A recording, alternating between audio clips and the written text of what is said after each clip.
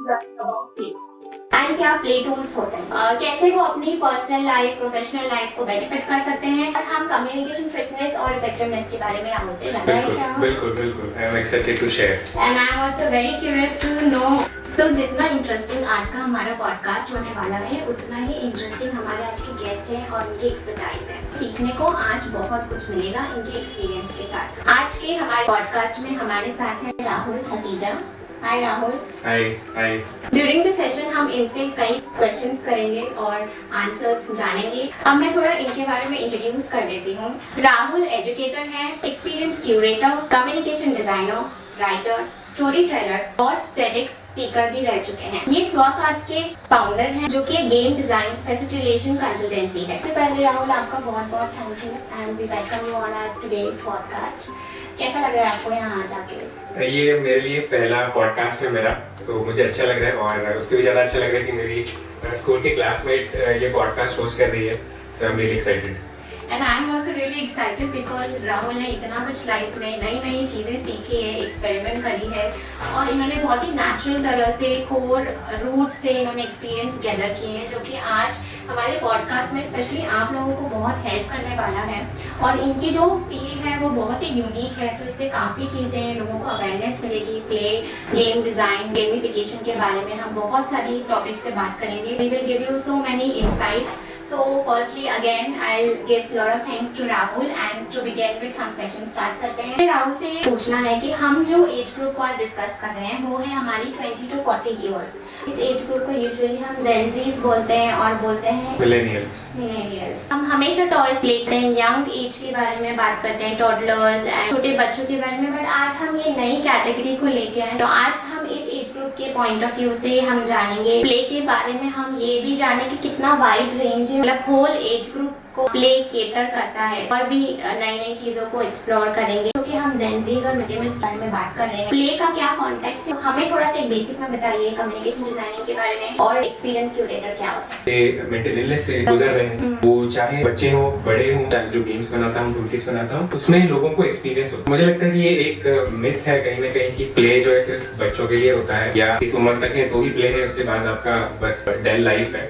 हाँ, इंट्रोडक्शन से थोड़ा स्टार्ट करते हैं। पहला मेरा क्वेश्चन है आपसे कि हमें थोड़ा ये बताइए कि एक्सपीरियंस क्यूरेटर और कम्युनिकेशन डिजाइनर कौन होते हैं। बेसिकली आपकी ये फील्ड नाउ एक पॉलिश फील्ड हो चुकी है, तो आपको किस चीज में एरिया को फोकस करने के लिए इंस्पायर, तो हमें थोड़ा सा एक बेसिक में बताइए कम्युनिकेशन डिजाइनिंग के बारे में और एक्सपीरियंस क्यूरेटर क्या होता है। ठीक है, तो जब हम ये वर्ड सुनते हैं कम्युनिकेशन डिजाइन, तो ये दो वर्ड्स का आप कह सकते हैं कि मिलन है, कम्युनिकेशन और डिजाइन। कम्युनिकेशन की बारीकी में जाए तो इसका मतलब ये है कि कुछ इन्फॉर्म करना, किसी को परसुएट करना, किसी को ट्रेन करना, किसी को इंस्पायर करना, कुछ इवोक करना, पर किसी के जरिए। तो जो जरिया है वो कम्युनिकेशन हो गया। और जो डिजाइन एस्पेक्ट है, आप कुछ भी देख लें, एक दरवाजे का एक डिजाइन है, एक खिलौने का एक डिजाइन है, उसका कलर है, एक शेप है, तो ये कलर शेप और उसका जो यूटिलिटी है वो जब आके ये कम्युनिकेशन के साथ मिलता है तो कम्युनिकेशन डिजाइन हो जाता है। और मैं कम्युनिकेशन की नीड्स को समझता हूँ और उसके साथ साथ फिर मैं ऐसी गेम्स डिजाइन करता हूँ या ऐसे टूल्स डिजाइन करता हूँ जिससे वो कम्युनिकेशन नीड पूरी हो सके। जैसे अगर किसी एक ऑर्गेनाइजेशन या किसी इंडिविजुअल की नीड है कि वो चाहते हैं कि उनकी टीम वाले लोग बेहतर तरीके से एक्सप्रेस कर पाए अपने आप को, तो ये उनकी नीड हो गई और उसके हिसाब से मैं ऐसी गेम्स डिजाइन करता हूँ जिससे वो एक्चुअली में बेहतर तरीके से वो एक्सप्रेस कर सकते हैं। और जो दूसरा वर्ड है एक्सपीरियंस क्यूरेटर, तो क्यूरेशन का भी मतलब होता है जैसे म्यूजियम्स के क्यूरेटर होते हैं, अलग अलग जगह पे आप वॉक करते हैं और आपको दिखाते हैं कि अच्छा ये, तो वो आपको एक एक्सपीरियंस देते हैं, अच्छा इस तरीके का हिस्ट्री रहा था। तो मेरा भी मानना है कि मैं जो कम्युनिकेशन डिजाइन करता हूँ, जो गेम्स बनाता हूँ, टूलकिट्स बनाता हूँ, उसमें लोगों को एक्सपीरियंस होता है क्योंकि मैं उसको फैसिलिटेट भी करता हूँ जाके प्रोग्राम्स के माध्यम से, तो लोग एक्सपीरियंस करते हैं। तो वो जो एक्सपीरियंस का डिजाइन है, जैसे मैं चाहता हूँ कि जब वो एक्सपीरियंस करें तो उनको एक ऑ हो अंदर से, या आहा मूवमेंट है और अनुभव हो, पर्सनल अनुभव हो उनको, या हो सकता है कि कुछ उनकी कुछ इमोशन भी टच कर जाए, है ना, तो वो खुशी बाहर आ जाए, हाँ, या डर है वो अगर वो कह नहीं पाते तो वो मैं उनको वो एक्सपीरियंस क्रिएट करके देता हूँ इसी गेम्स के माध्यम से। तो ये बहुत ही स्पेशल फील्ड, इसीलिए मैंने कहा स्पेशल पॉडकास्ट, बिकॉज कम्युनिकेशन और एक्सपीरियंस ये जो एक बहुत ही आज के जमाने में मेरे ख्याल से एक बहुत इंपॉर्टेंट फैक्टर है जो ये टच अपॉन कर रहे हैं। और जैसे कि उन्होंने बताया कि कम्युनिकेशन कितना इंपॉर्टेंट चीज है और ऑब्वियसली कम्युनिकेशन के माध्यम से ही पूरी दुनिया एक तरह से चल रही है, चाहे वो इनडायरेक्ट हो या डायरेक्ट कम्युनिकेशन, या कम्युनिकेशन के भी बहुत सारे मेथड्स होते हैं। तो कितना इंटरेस्टिंग है कि ये इस फील्ड में काम करते हैं और उसके बेसिस पे कितने सारे गेम्स, टूल्स और प्ले को नर्चर करते हैं। तो नेक्स्ट क्वेश्चन ये क्योंकि हम जेनजीज और मिलेनियल्स के बारे में बात कर रहे हैं 20 to 40 इयर्स ऑफ एज, इसमें हम थोड़े मैच्योर बन जाते हैं, अडल्टशिप आ जाए, एक सेंस ऑफ डिसीजन टाइम, थोड़ा सा सिंसियर, एक अलग माइलस्टोन ऑफ लाइफ में पहुंच जाते हैं। हमें बताइए कि प्ले का क्या कॉन्टेक्स्ट है या फिर आपके अकॉर्डिंग प्ले की क्या परिभाषा है, और सेकेंडली आपने जब इन लोगों के साथ वर्कशॉप करते हो तो उनके अकॉर्डिंग आपने प्ले की परिभाषा क्या समझी? मुझे लगता है कि ये एक मिथ है कहीं ना कहीं कि प्ले जो है सिर्फ बच्चों के लिए होता है या इस उम्र तक है तो ही प्ले है, उसके बाद आपका बस डेल लाइफ है। मुझे लगता है कि हर उम्र में 40 साल, मुझे लगता है जब तक लोग जिंदा है, हाँ जब तक लोग जिंदा है तब तक उनको वो प्ले चाहिए। और प्ले की परिभाषा तो मुझे नहीं पता मैं उसको कैसे डिफाइन करूं, पर ये है कि ऐसा एक कार्य से हमें खुशी हो जिससे हमारा बॉडी इन्वॉल्वमेंट हो, हमारा माइंड बॉडी, आई थिंक वो प्ले के माध्यम से माइंड बॉडी सोल हमारा तीनों इन्वॉल्व हो जाता है। और क्योंकि हम खेलते हैं तो उसमें इमर्स हो जाते हैं, तो ऐसी इमर्शन वाली चीज या तो स्पोर्ट्स होती है जैसे जो उसमें प्ले हो गया, या हम गेम्स के माध्यम से, बोर्ड गेम्स हो गए, कार्ड के माध्यम या डांस होता है, तो ये माध्यम से हम वो प्लेफुलनेस आता है। और मुझे लगता है कि बहुत जरूरी है आज के समय में, क्योंकि फैक्ट्स बोलने जाएंगे तो इतने सारे लोग मेंटल हेल्थ से, मेंटल इलनेस से गुजर रहे हैं, वो चाहे बच्चे हो बड़े हो, जितने बड़े होते जाते होते ज्यादा स्ट्रगल है। तो अगर वो प्ले एलिमेंट हम वापस इंट्रोड्यूस कर पाए लोगों की लाइफ में, बहुत आसानी से हो जाता है, सरलता से हो जाता है, क्योंकि हमारा नेचुरल इंस्टिंक्ट है खेलना।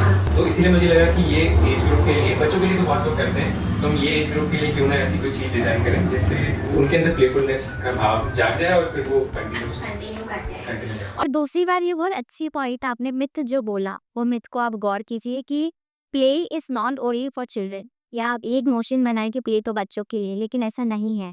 जब से आप पैदा हो रहे हो और जब तक आप लाइफ पूरी अपनी अपटेक कर रहे हो, प्ले एक इनबिल्ट इमोशन है हमारी लाइफ, जिसको हम छुपा रहते हैं कहीं ना कहीं। वो हमारी लाइफ की स्ट्रेस हो, मेंटल इलनेस हो, ये जो भी हमारी दिनचर्या उसमें हम उसको कहीं ना कहीं छुपा रहते हैं।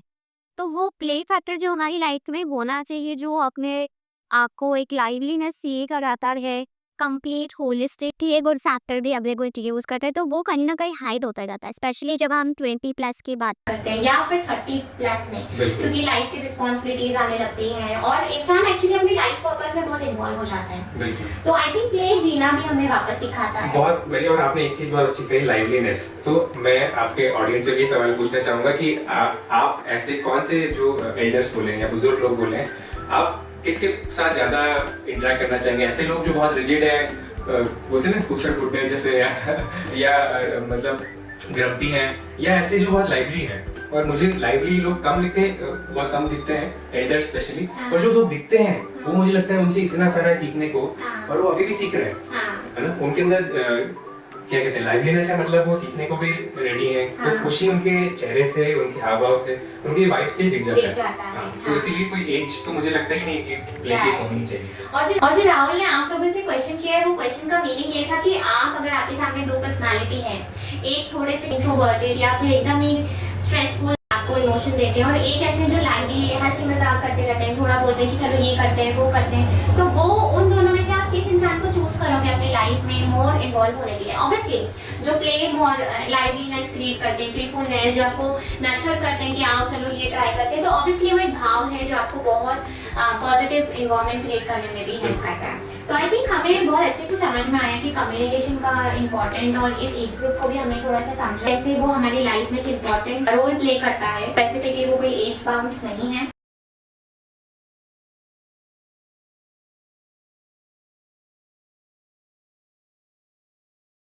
और पीजिए भाई नो एंड हुआ